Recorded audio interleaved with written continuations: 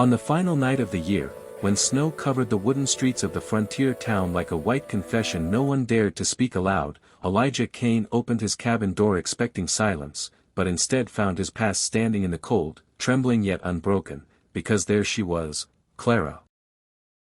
With wind-tangled hair, red-rimmed eyes, and a baby asleep against her chest while two small children clutched her skirt as if the world itself might steal her away, and for a long moment neither of them spoke, because some memories are louder than words.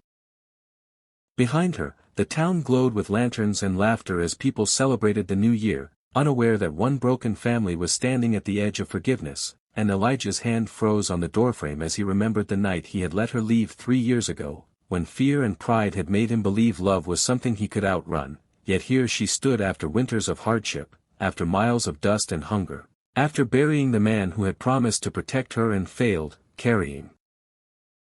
not just children but the weight of survival etched into every line of her face. Clara's voice finally broke the silence as she whispered his name like a prayer she wasn't sure he still deserved, and Elijah saw the truth in the children's eyes, one old enough to understand loss, one too young to remember warmth, and the baby born of a hope that had somehow survived, because they all bore pieces of him whether he wanted to admit it or not.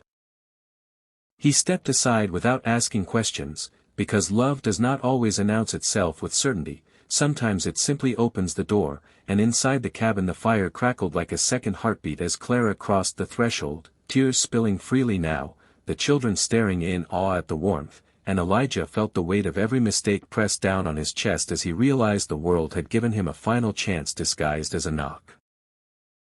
The town outside cheered as midnight drew near, but inside the cabin time slowed as Clara told her story in fragments, of sickness, of a husband lost to fever, of roads that offered no mercy, of nights when she whispered Elijah's name to keep herself from giving up, and with every word he understood that love is not proven by promises kept in comfort, but by the courage to return when pride has nothing left to defend.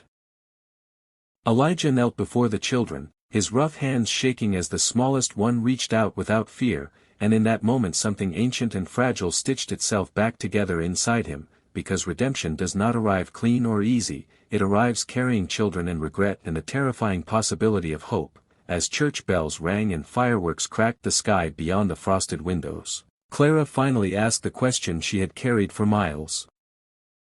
Whether there was room for them here or whether this door would close like the last one, and Elijah answered not with words but by pulling them all close, feeling the baby breathe against his chest, the children cling to his coat, and Clara's tears soak into his shoulder, and as the new year was born outside amid laughter and light, inside that small cabin a family was reborn in silence, not perfect, not healed, but together, and sometimes that is the bravest beginning of all.